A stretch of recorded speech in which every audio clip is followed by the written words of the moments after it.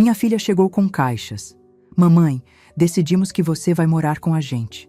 Não perguntaram nada. Sou Dalva, 72 anos, viúva.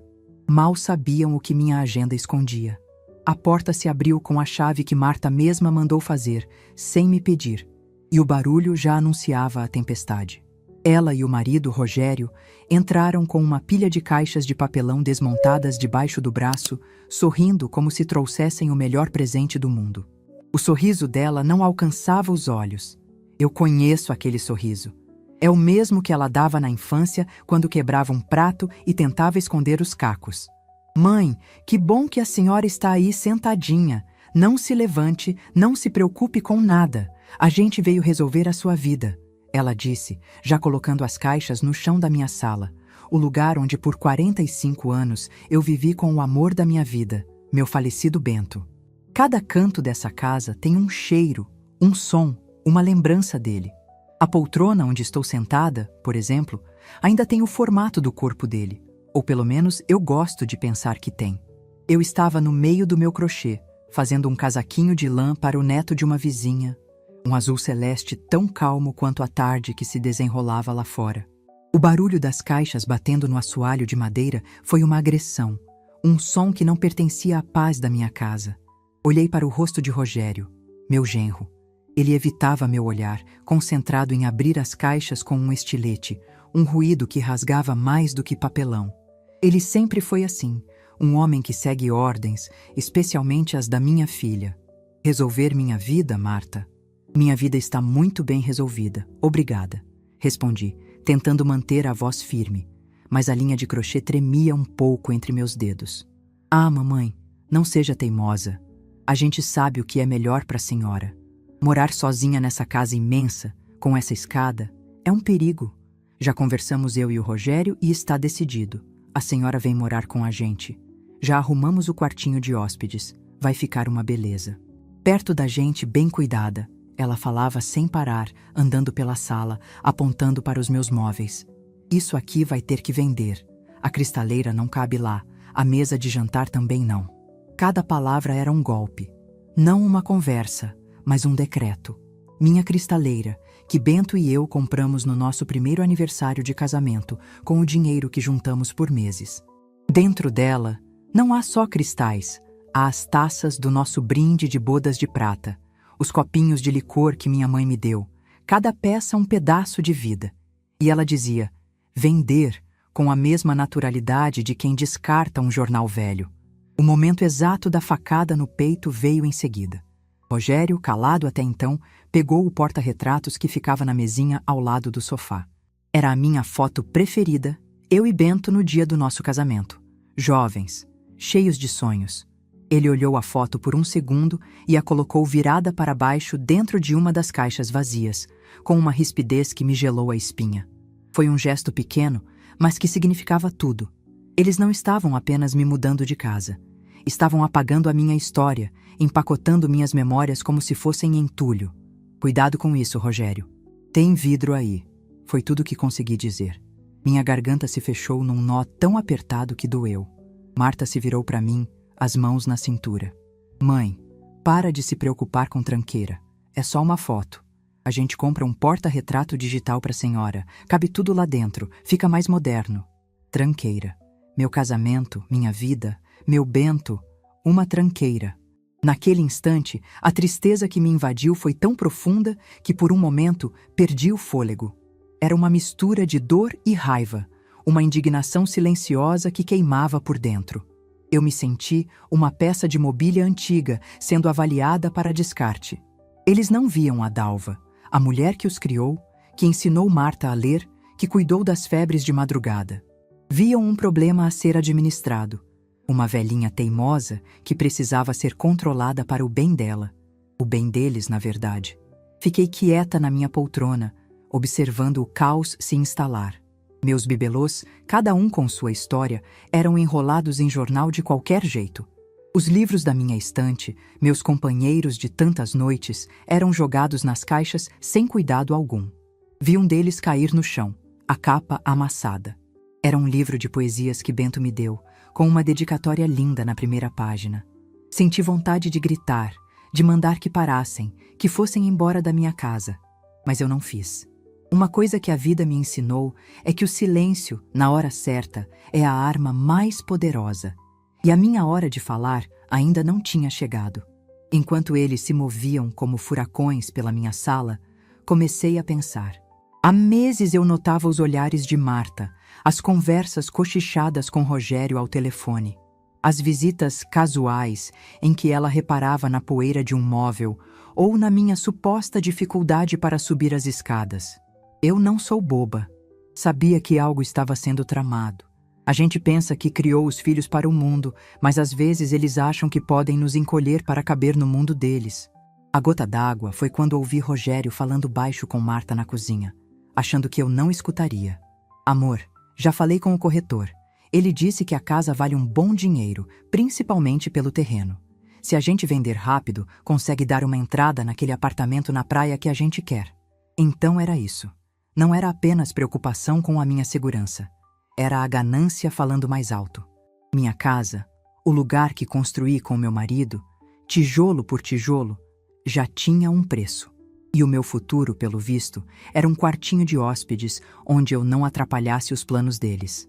A raiva que senti naquele momento foi diferente. Não era uma raiva quente de gritar. Foi uma raiva fria, que me trouxe uma clareza impressionante. A dor da invisibilidade deu lugar a uma força que eu nem lembrava que tinha. A Dalva que eles viam, a velhinha do crochê, era apenas uma parte de mim. Havia outra Dalva, uma que Bento conhecia bem. A Dalva que administrou as finanças da nossa casa a vida inteira, que investiu o pouco que tínhamos com uma sabedoria que surpreendia o gerente do banco. A Dalva que aprendeu a usar a internet sozinha e que passava horas lendo não só sobre jardinagem, mas sobre o mercado imobiliário, sobre direitos, sobre tudo. Com a desculpa de que precisava ir ao banheiro, levantei-me devagar, apoiando-me na minha bengala mais por teatro do que por necessidade. Subi as escadas no meu ritmo, cada degrau um lembrete da afronta que estavam cometendo. Entrei no meu quarto, que ainda estava intacto, e fechei a porta. Fui até minha escrivaninha antiga, uma peça de madeira escura e pesada, e abri a gaveta do meio, que rangeu como sempre. Lá dentro, debaixo de alguns papéis de carta antigos, estava minha agenda de capa dura preta. Abri na semana corrente. A caligrafia caprichada, que nem a idade nem a artrite conseguiram estragar, preenchia os dias. Anotações sobre o jardim, lembretes de aniversários, mas no dia seguinte havia uma anotação especial, circulada 2 vezes com caneta vermelha. Confirmar voo, Dr. Arantes. Encontro Marina, 16 horas. Não era um plano de fuga feito às pressas, era um projeto de vida, cuidadosamente elaborado nos últimos 6 meses. Um plano que nasceu da solidão, sim, mas também do desejo de viver meus últimos anos nos meus próprios termos. Um plano que minha filha, na sua arrogância, nunca poderia imaginar. Olhei pela janela do meu quarto e vi a paineira que Bento plantou quando Marta nasceu. Ela estava enorme, cheia de flores cor-de-rosa. Respirei fundo. Eles podiam empacotar minhas coisas, podiam planejar vender minha casa, podiam tentar me reduzir a um fardo, mas eles não podiam tirar de mim a minha mente, a minha dignidade e, principalmente, os meus segredos. Com a agenda na mão, senti uma determinação de aço tomar conta de mim. A tristeza se foi. A mágoa deu lugar a uma calma calculista. Eu não ia brigar, não ia discutir. Eu ia deixá-los continuar com o teatrinho deles. Deixaria que empacotassem cada prato, cada livro, cada lembrança. Deixaria que chamassem o caminhão de mudança. O espetáculo seria muito mais interessante assim. Voltei para a minha poltrona, peguei meu crochê e continuei meu trabalho, ponto por ponto, com a paciência de uma aranha tecendo sua teia. Eles não faziam ideia do que os esperava. A cortina para o meu ato final estava apenas começando a se abrir. Os dias que se seguiram foram um borrão de fita adesiva e papelão. Marta e Rogério vinham todas as manhãs, cheios de uma energia que não era para mim, mas para o projeto que eu representava. O projeto Desocupar a Casa da Mamãe.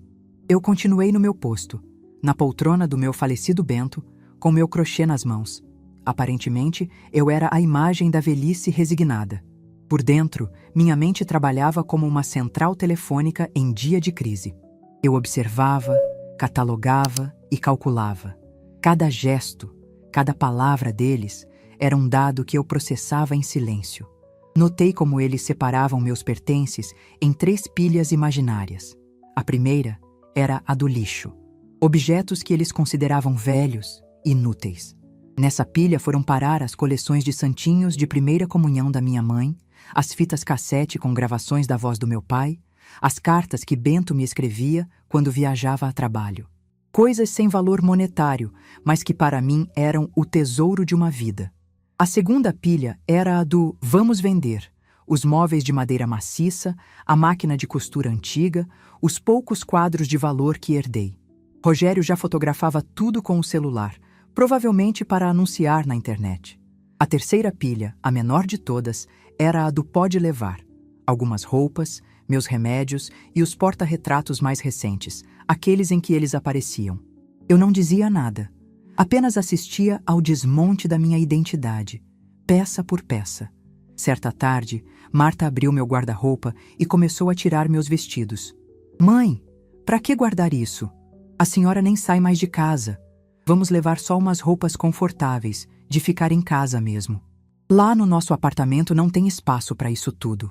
Ela segurava meu vestido de bodas de ouro, um modelo azul marinho, simples e elegante, que Bento dizia que me deixava com a cor do mar nos olhos. Ela o dobrou e colocou numa sacola preta, junto com outras roupas para doação. Meu silêncio deve ter sido interpretado como consentimento, ou talvez como a senilidade que eles tanto queriam ver em mim. A verdade é que cada um daqueles gestos de desrespeito apenas fortalecia a minha resolução. Eles estavam me dando, sem saber, todas as justificativas que eu precisava para não sentir um pingo de culpa pelo que estava prestes a fazer. A grande descoberta, o mapa do meu tesouro, estava no lugar mais óbvio e, por isso mesmo, o mais seguro. A minha escrivaninha. Naquela mesma que eles passavam e olhavam com desdém, chamando de trambolho velho. Numa noite, quando eles finalmente foram embora, deixando para trás a bagunça de caixas e memórias reviradas, eu me levantei. Sem a bengala teatral, caminhei com passos firmes até o pequeno escritório que Bento usava.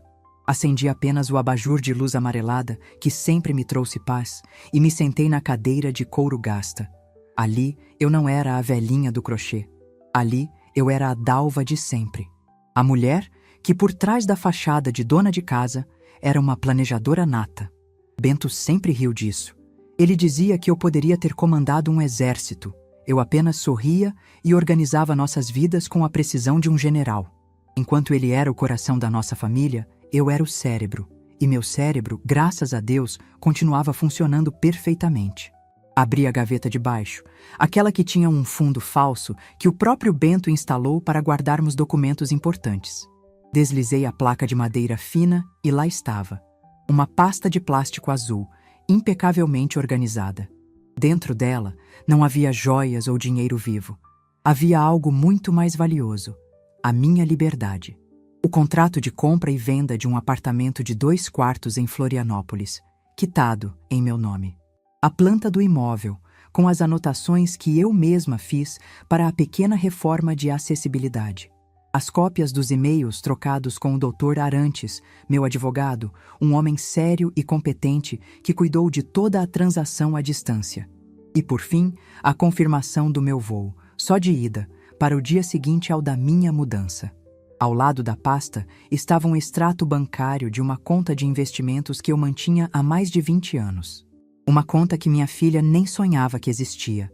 Comecei com pouco, com as sobras do orçamento doméstico que Bento me entregava e confiava que eu faria milagres. Aprendi a investir, lendo, perguntando, estudando. Enquanto Marta achava que eu passava as tardes vendo novela, eu estava, na verdade, acompanhando o mercado financeiro pelo meu tablet. O resultado estava ali, impresso em números que garantiriam a minha tranquilidade pelo resto dos meus dias, sem depender de ninguém. Peguei aqueles papéis e uma onda de orgulho me invadiu. Por anos, aceitei o papel que me deram. Após a morte de Bento, há 5 anos, me encolhi. A dor da perda me deixou vulnerável, E aos poucos, fui permitindo que Marta tomasse as rédeas. Começou com pequenas coisas. Deixa que eu pago suas contas pela internet, mãe. É mais fácil. Depois, não precisa mais dirigir, mamãe. É perigoso. A gente te leva onde precisar. E eu, cansada e triste, fui cedendo, acreditando que era uma forma de cuidado. Que erro! Eu não percebi que cada pedaço de autonomia que eu entregava era um tijolo a menos na estrutura da minha vida. Eles não estavam cuidando de mim, estavam me aprisionando numa redoma de suposta fragilidade. Lembrei-me de uma conversa há alguns meses. Eu comentei que estava pensando em fazer um curso de jardinagem online. Marta riu. Ah, mamãe, que ideia! A senhora vai se cansar com essas tecnologias. Por que não faz mais crochê? É tão mais calminho. Naquele dia, a ficha começou a cair. Ela não me via mais como uma pessoa capaz de aprender, de ter novos interesses. Eu havia me tornado uma caricatura de mim mesma aos olhos da minha própria filha. Uma velhinha frágil, cujo único passatempo aceitável era fazer tricô numa cadeira de balanço. Eles me amavam, a seu modo, eu sei. Mas era um amor que sufocava, um amor que me diminuía para que eu coubesse na caixinha de mãe idosa que eles haviam preparado para mim. A ironia era deliciosa. No dia seguinte, enquanto Rogério subia com dificuldade uma escada para pegar caixas velhas no sótão, reclamando da dor nas costas, eu estava sentada à mesa da cozinha, com meu tablet disfarçadamente apoiado no colo, dentro de uma revista de palavras cruzadas. Ele me olhou e disse: "Ainda bem que a senhora vai sair daqui, dona Dalva. Essa casa é cheia de armadilhas para a sua idade." Eu apenas sorri e acenei com a cabeça. Mal sabia ele que, enquanto ele se preocupava com as armadilhas da casa, eu estava fazendo uma transferência bancária internacional para garantir a matrícula num curso de cerâmica avançada em Florianópolis, perto da casa da minha amiga Marina. O contraste entre o que eles viam e o que eu era de verdade era um abismo. Marta passava por mim e ajeitava a gola da minha blusa, dizendo: "Pronto, mamãe, assim fica mais bonitinha", como se eu fosse uma boneca de louça. Enquanto isso, na minha mente, eu repassava o checklist da minha operação. Documentos, seguros, malas, prontas e escondidas no fundo do maleiro, atrás de velhos cobertores. Contatos, todos na memória do celular novo, um aparelho moderno que eu comprei e aprendi a usar sozinha. O plano deles era uma linha reta, simples e arrogante. O meu era um bordado complexo, com nós e arremates que eles jamais conseguiriam enxergar. A elaboração do meu plano não foi um ato de rebeldia repentino, mas uma construção lenta e cuidadosa. Começou há mais de um ano, quando visitei Marina, minha amiga de infância, em Florianópolis. Vi a vida que ela levava, ativa, independente, cercada de amigos, com aulas, passeios, projetos. Ela me olhou e disse: "Dalva, a viuvez não é uma sentença de morte. É uma reorganização da vida. O que você está esperando para viver a sua?" Aquela pergunta ficou ecoando na minha cabeça. Voltei para casa e comecei a pesquisar. Discretamente, sem alarde. Usei a desculpa de que estava organizando os documentos de Bento para fazer um levantamento completo do nosso patrimônio, aquele que só eu conhecia em detalhes.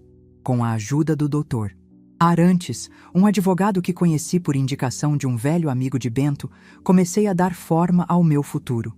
Escolhi o apartamento, a cidade, o estilo de vida que eu queria. Tudo foi feito por e-mail e chamadas de vídeo, tecnologias que, segundo minha filha, eram complicadas demais para mim. Agora, com a mudança forçada imposta por eles, eu só precisei fazer pequenos ajustes. O plano original era contar a eles numa data escolhida por mim, com calma. Mas a arrogância deles me deu um presente, a oportunidade de uma saída triunfal. Eles me deram o palco, o cenário e a deixa. Eu só precisaria entrar em cena na hora certa. Naquela noite, antes de me deitar em meio às caixas que lotavam o corredor, fiz uma última coisa. Peguei meu celular e disquei um número. Era uma chamada de vídeo. Do outro lado, o rosto sorridente da minha amiga Marina apareceu na tela. "Minha amiga, está pronta?" ela perguntou, a voz cheia de cumplicidade. "Marina, querida", eu disse, baixinho para não ser ouvida. Anteciparam o espetáculo. A cortina sobe amanhã. O caminhão chega às 9. Ela deu uma gargalhada gostosa.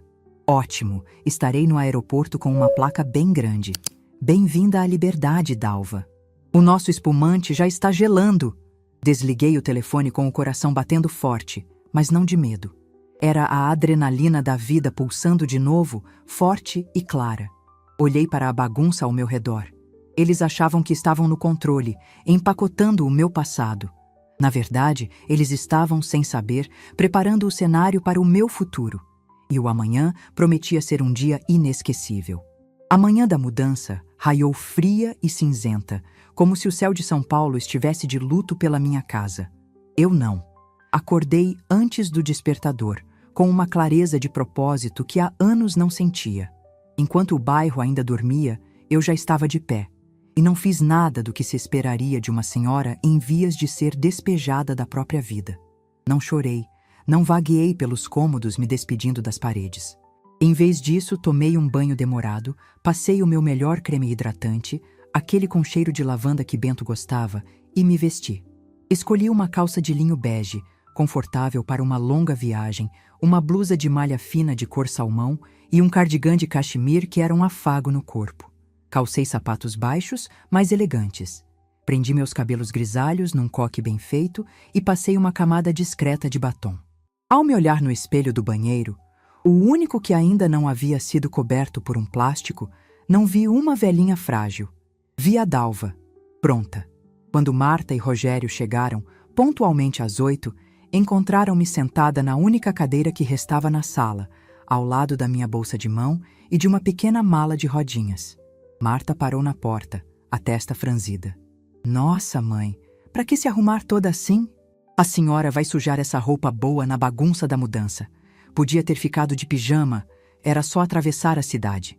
Eu nunca gostei de receber as pessoas de pijama, minha filha. É uma questão de respeito, respondi com um sorriso sereno. O caminhão da transportadora chegou logo em seguida, um monstro azul e branco que parou em frente à minha casa com um suspiro barulhento de freios a ar. 2 homens uniformizados desceram, prontos para o trabalho. Marta imediatamente assumiu o comando. Bom dia! Podem começar por aqui. Cuidado com a cristaleira, que é para vender. O resto pode ir colocando no caminhão, o destino é perto. Ela falava com a autoridade de quem paga as contas, de quem está no controle.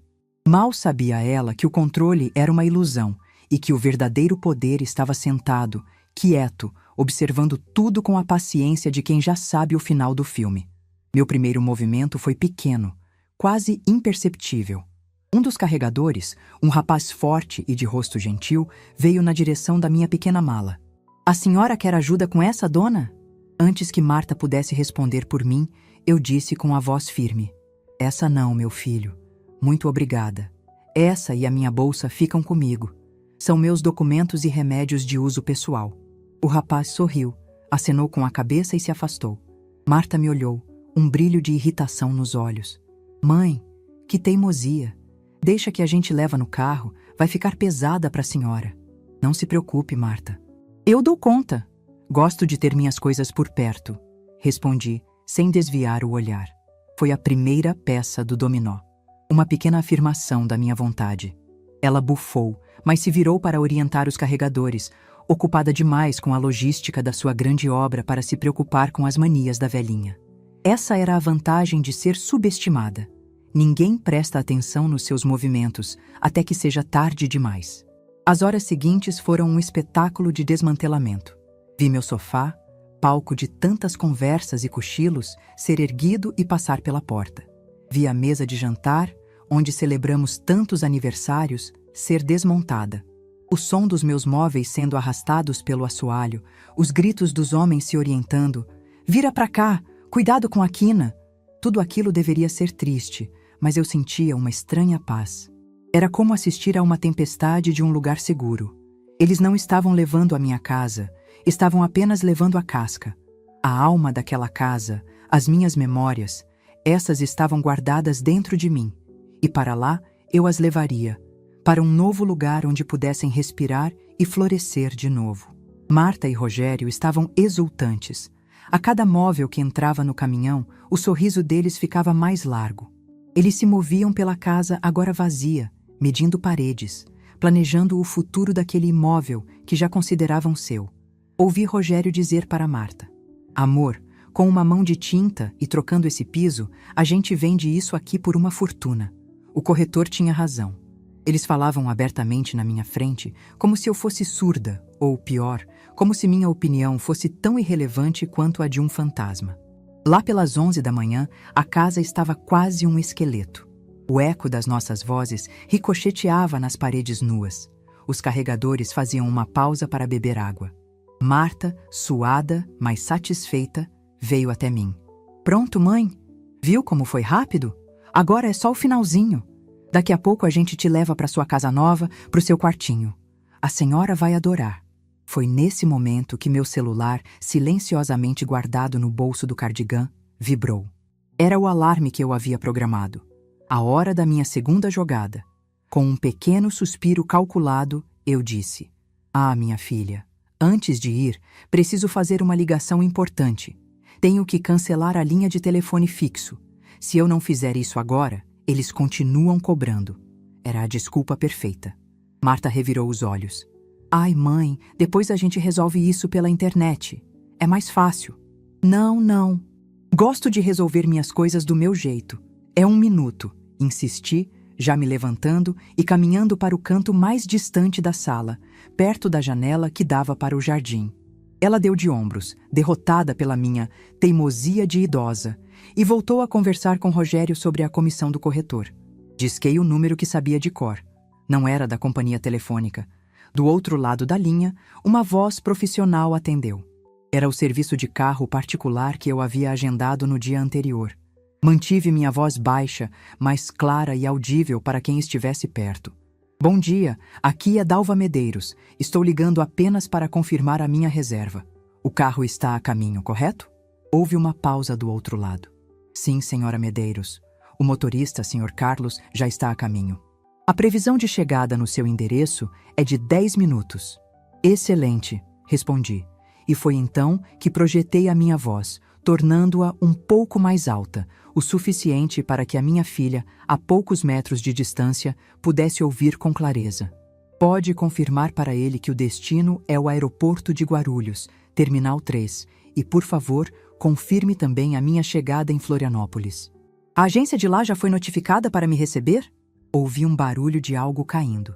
Era o celular de Rogério, que escorregou de sua mão. Marta se virou para mim, o rosto uma máscara de completa incredulidade. O mundo dela, tão organizado e sob controle, havia acabado de sofrer um terremoto. Mãe? Ela disse, a voz um fio. Do que a senhora está falando? Que aeroporto? Que Florianópolis? Eu continuei na minha chamada, ignorando-a por mais um instante, saboreando o poder daquele momento. Perfeito. Agradeço a eficiência. Estarei aguardando. E desliguei o telefone com uma calma que era o oposto do caos que se instalava nos olhos da minha filha. Virei-me para ela. O momento pivotal havia chegado. O momento em que eles perceberiam que a peça que estavam encenando não era a única em cartaz. Mãe, eu te fiz uma pergunta. Marta quase gritou, dando um passo na minha direção. Que história é essa de viagem? De Florianópolis? Nós estamos de mudança para nossa casa. O caminhão está cheio com as suas coisas. Eu olhei para ela. Depois olhei para Rogério, que estava pálido, boquiaberto, e então olhei ao redor, para a minha casa nua, para o espaço vazio que eles haviam criado. Um sorriso lento, o primeiro sorriso genuíno do dia, brotou nos meus lábios. Eu? Morar com vocês? Comecei. A voz tranquila, mas cortante como vidro. Que ideia mais absurda, minha filha. Eu nunca moraria com vocês. O queixo de Marta caiu. A confusão em seu rosto deu lugar a uma raiva crescente. Como assim? A gente fez tudo isso por você, pelo seu bem. Pelo meu bem? Repeti, e dei uma risada curta, sem humor. Vocês fizeram isso pelo bem de vocês, pelo bem do dinheiro que conseguiriam com a venda da minha casa. Eu ouvi vocês, sabe? Eu não sou surda, nem idiota. Foi um golpe direto. Rogério engoliu em seco e desviou o olhar, o rosto corando de vergonha. Marta, no entanto, partiu para o ataque. Isso é um absurdo.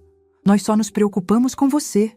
E agora você inventa essa loucura de viagem para fugir da gente? Eu não estou fugindo, querida. Eu estou indo em frente. corrigi. E quanto a essa mudança?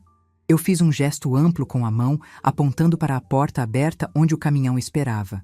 Agradeço imensamente a ajuda de vocês. Facilitaram muito o meu trabalho. Trabalho? Repetiu Rogério, finalmente encontrando a voz. Sim, eu disse, olhando diretamente para ele. O trabalho de me livrar de todas essas velharias. Coisas que não têm mais espaço na minha vida nova. A palavra velharias pairou no ar, carregada de ironia. Era o mesmo termo que eles usaram para as minhas memórias. Agora, eu o usava para os móveis, para a vida que eles tentaram me impor. O confronto não foi com gritos, mas com a força devastadora da verdade, dita em voz baixa. Eles me olhavam como se eu fosse uma estranha, uma aparição. A imagem da velhinha, frágil e confusa, se desfez diante dos olhos deles, substituída por uma mulher que eles não conheciam. Uma mulher com planos, com vontade própria, com poder. Nesse exato instante, uma buzina soou do lado de fora. Um carro preto, elegante e discreto, parou atrás do caminhão de mudanças. O motorista desceu, um homem de uniforme, e abriu a porta de trás. Peguei minha bolsa e a alça da minha pequena mala. Bom, meu transporte chegou, anunciei, como se estivesse falando do tempo. Caminhei em direção à porta da frente, o mesmo caminho por onde vi minha vida inteira ser carregada para fora. Marta e Rogério estavam paralisados, como estátuas de sal, no meio da sala vazia. Quando passei por eles, parei por um segundo. Olhei para o rosto chocado da minha filha. Ah, e Marta, eu disse num tom quase casual. As coisas que estão no caminhão podem ficar para vocês. Considerem um presente de despedida. Eu não vou precisar de nada disso para onde estou indo. Sem esperar por uma resposta, eu dei as costas para eles e para a casa. Pisei na calçada e respirei o ar frio da manhã. Era o ar da liberdade. O motorista pegou minha maleta com um "Bom dia, senhora Medeiros" e a colocou no porta-malas. Eu entrei no carro e me ajeitei no banco de couro macio. Antes que o motorista fechasse a porta, olhei uma última vez para a casa. Minha filha estava na soleira da porta, o rosto contorcido numa mistura de raiva e desorientação. Nossos olhares se cruzaram. Eu não senti raiva, nem mesmo triunfo. Senti apenas o alívio de quem finalmente corta a última amarra. Eu estava no controle. E aquele era apenas o começo. Enquanto o carro preto se afastava da minha rua, eu não olhei para trás. Pedi ao motorista que ligasse o rádio numa estação de música clássica e me recostei no banco. O adágio de um concerto de violino encheu o silêncio, e cada nota parecia lavar um pouco da poeira de anos de resignação da minha alma. Eu podia não estar mais na minha casa, mas pela primeira vez em muito tempo eu me sentia em casa dentro de mim mesma. Enquanto o carro deslizava pelo trânsito de São Paulo, eu imaginava, com uma clareza quase cinematográfica, o pandemônio que havia deixado para trás.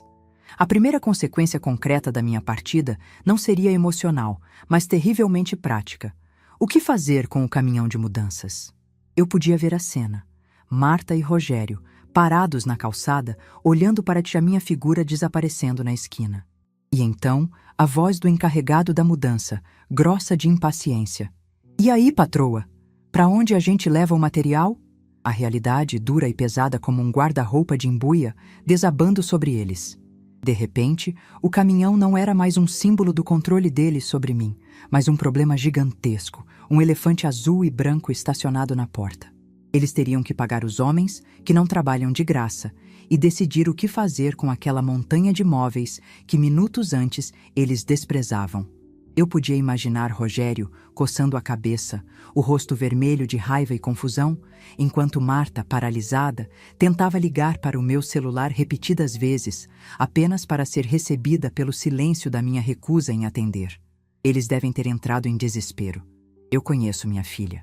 A primeira reação dela ao perder o controle é tentar recuperá-lo a qualquer custo. Ela deve ter ligado para minhas irmãs, para suas primas, perguntando em pânico se sabiam de alguma loucura que eu estava planejando. A mamãe surtou, fugiu, inventou uma viagem do nada. As respostas, eu sabia, seriam uma coleção de negativas confusas, o que apenas aumentaria o desespero dela. Rogério, sempre mais prático, já estaria fazendo contas. O custo da mudança, O tempo perdido, a comissão do corretor que agora ia para o ralo. A ganância deles, que antes era o motor da ação, agora se tornava o chicote da sua frustração. Cada minuto que passava, cada ligação não atendida, era a prova de que o poder que eles achavam ter era feito de areia. Eu já estava no aeroporto, sentada num café confortável com a minha pequena mala ao lado, quando imaginei o segundo ato da revelação começar. Eu havia instruído o Dr. Arantes a esperar exatamente 2 horas após a minha partida para fazer a ligação. Tempo suficiente para o pânico deles atingir o auge. Ele era um homem de precisão cirúrgica e eu sabia que ele seguiria o plano à risca. Em algum momento, em meio ao caos da casa vazia e do caminhão na rua, o telefone de Marta tocaria.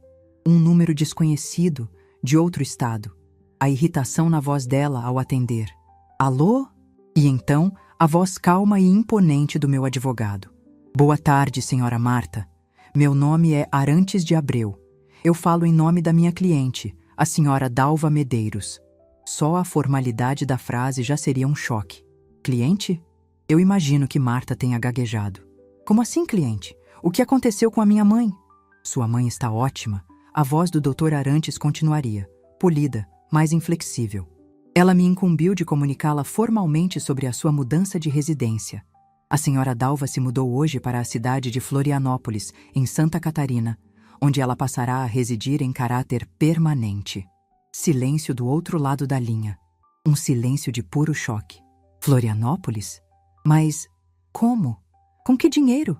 E então, o golpe de mestre, a revelação completa do meu poder, entregue de forma profissional e inquestionável. A sua mãe é proprietária de um imóvel na cidade, adquirido e quitado por ela há cerca de 3 meses. Quanto às finanças, a senhora Dalva possui uma carteira de investimentos particular, administrada por ela mesma há mais de 2 décadas, que lhe garante total e completa independência financeira. Ela goza de plena saúde e de suas totais faculdades mentais, conforme atestado em exames recentes, que fazem parte da documentação dela. Cada palavra, eu sabia, era um tijolo sendo removido do muro de arrogância que eles construíram ao meu redor. Imóvel quitado? Carteira de investimentos? A voz de Marta, na minha imaginação, era um sussurro de incredulidade. Rogério, ao lado dela, ouvindo tudo no viva voz, devia estar com os olhos arregalados, a mente girando.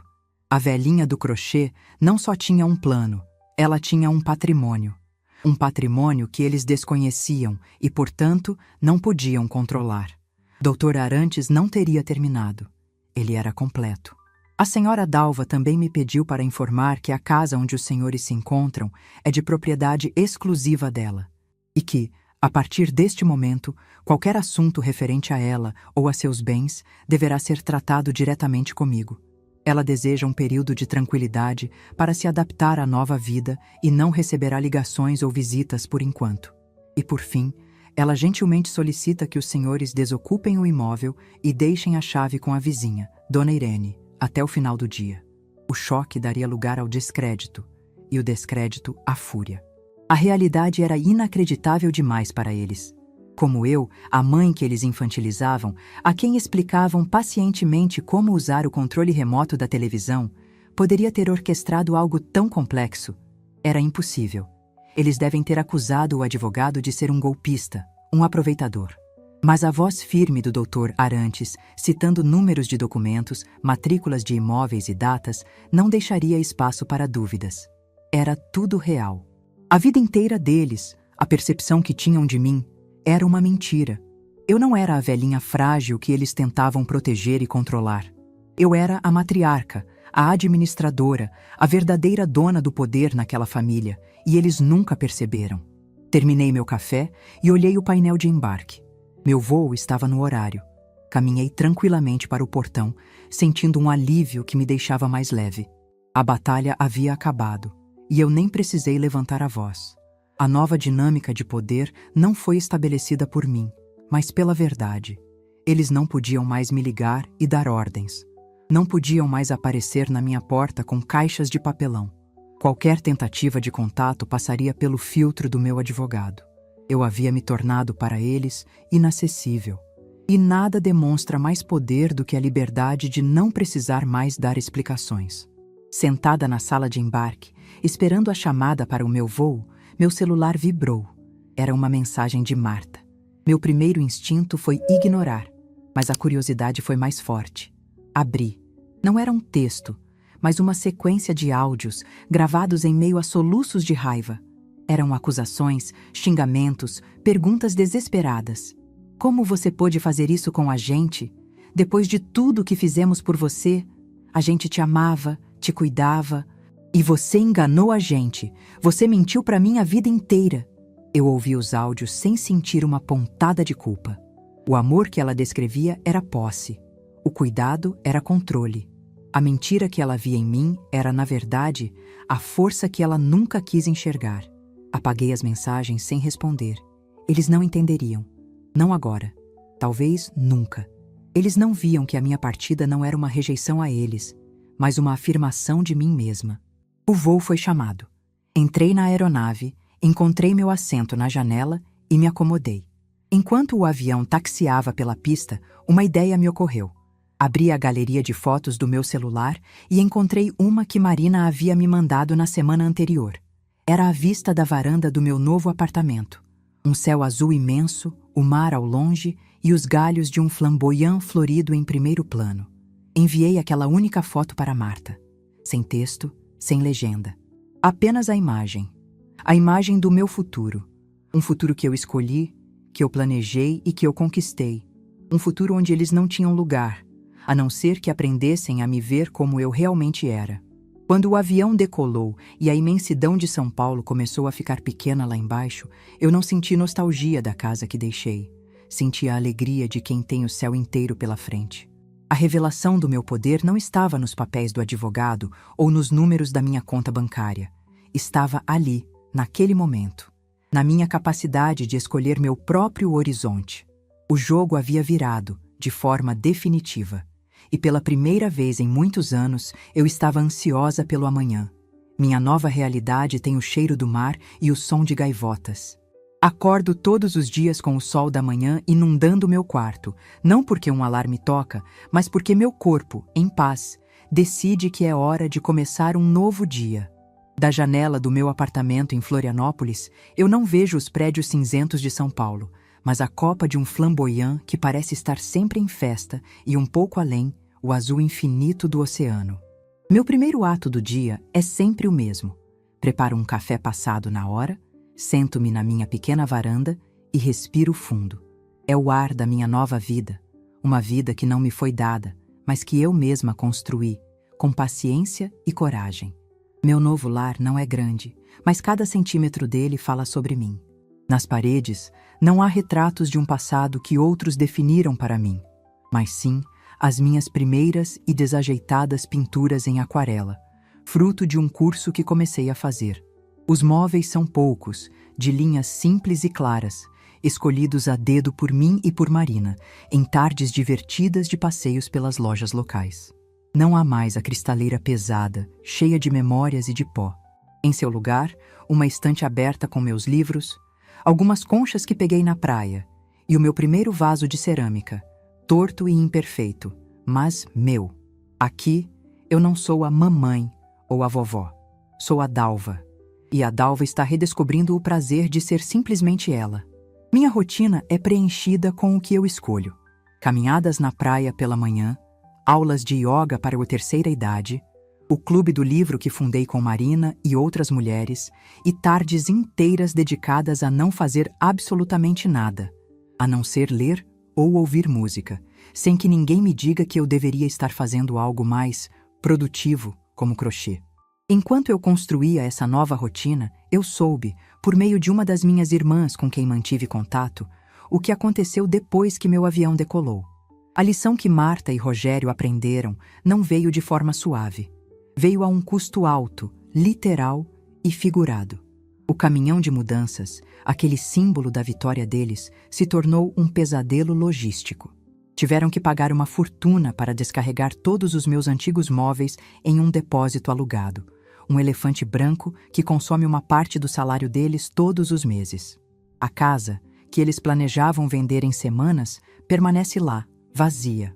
Dr. Arantes os notificou que, como proprietária, eu decidi não vendê-la por enquanto, deixando-a sob os cuidados da minha vizinha. O plano de comprar um apartamento na praia se desfez como um castelo de areia.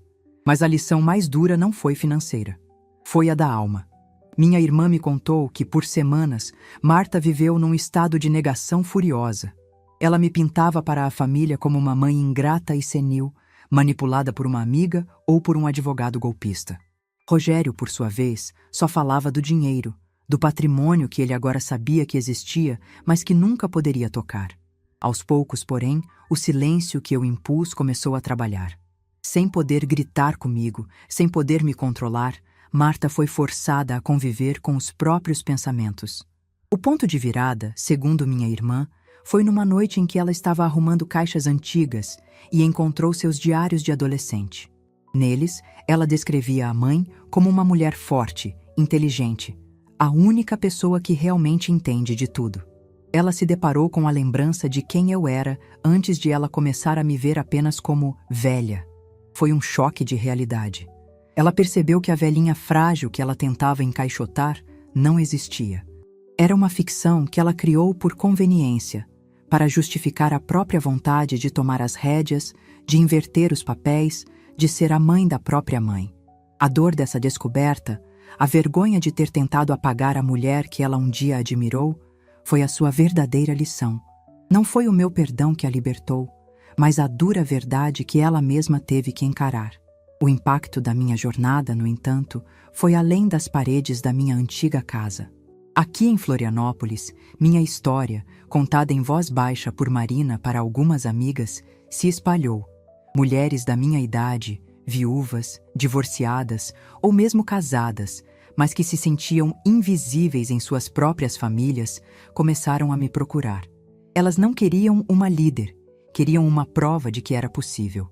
Começamos a nos reunir uma vez por semana no salão de festas do nosso condomínio. O nome do grupo surgiu como uma brincadeira: Clube da Agenda Secreta. Nós conversamos sobre tudo: finanças, saúde, família, sonhos adormecidos. Ajudei uma delas, a Eunice, a finalmente ter coragem de dizer ao filho que não. Ela não iria vender seu apartamento para morar com ele e cuidar dos netos em tempo integral. Mostrei a Olga como usar o aplicativo do banco no celular para que ela pudesse controlar seu próprio dinheiro sem depender do genro. Não era uma revolução com bandeiras e gritos. Era uma revolução silenciosa, feita de conversas, de apoio mútuo e da redescoberta de que a palavra velhice não precisa ser sinônimo de dependência. Minha transformação pessoal, sem que eu planejasse, plantou sementes de empoderamento em outras mulheres. Muitas noites, eu me sento na minha varanda, com uma xícara de chá de camomila nas mãos e reflito sobre tudo o que aconteceu. Penso em Bento. O que ele diria de tudo isso? E eu sei a resposta. Ele estaria rindo, um riso orgulhoso. Ele sempre soube da minha força. Foi o mundo, e até mesmo a minha própria filha, que se esqueceu dela. Eu não fiz nada que ele já não soubesse que eu era capaz. A jornada foi dolorosa, sim. Romper com a expectativa dos filhos é uma das coisas mais difíceis que uma mãe pode fazer. Mas eu entendi uma verdade fundamental. Eles não estavam tentando apagar uma velha. Estavam tentando apagar uma mulher. E uma mulher, não importa a idade, nunca se esquece completamente de como lutar pela própria vida. Às vezes, ela só precisa de um bom motivo para lembrar. A arrogância deles foi o meu motivo. Meu legado não serão os móveis que deixei para trás ou a casa que um dia será vendida. Meu legado é a dignidade que eu recuperei. É a prova de que a vida não acaba quando o cabelo fica branco ou quando os filhos decidem que sabem o que é melhor para nós. A vida acaba quando nós mesmas desistimos de escrever a nossa própria história. Há uma semana, recebi um e-mail. Era de Marta. Curto, sem pedidos de desculpa floreados, sem tentativas de manipulação. Apenas 3 frases. Mãe, eu estive olhando umas fotos antigas. Eu me lembrei de quem a senhora é. Espero que esteja feliz. Li aquelas palavras várias vezes. Não senti um triunfo esmagador, nem uma vontade de responder com um "eu te avisei". Senti uma calma triste. a paz que vem depois de uma longa tempestade. Ela estava começando a entender. Talvez um dia pudéssemos ter uma nova relação. Uma relação entre duas mulheres adultas, baseada no respeito, não mais na obrigação ou no controle. Uma relação que só poderia nascer à distância, no espaço que eu precisei criar. Fechei o computador. Marina chegou logo depois, com um bloco grande de argila debaixo do braço e 2 aventais. Hoje, nossa aula de cerâmica seria em casa. Pronta para colocar as mãos na massa, minha amiga? Ela perguntou, o sorriso iluminando seu rosto. Eu sorri de volta, um sorriso genuíno e leve. Olhei para a argila, para as minhas mãos que um dia só seguraram agulhas de crochê e que agora iriam modelar, criar, dar forma a algo novo. Mais do que pronta, Marina, respondi. Estou pronta para começar. E naquele momento, eu soube. O futuro não era mais um corredor que se estreitava, mas um horizonte vasto, cheio de possibilidades, esperando pelas formas que as minhas próprias mãos decidiriam dar a ele. A transformação estava, enfim, completa.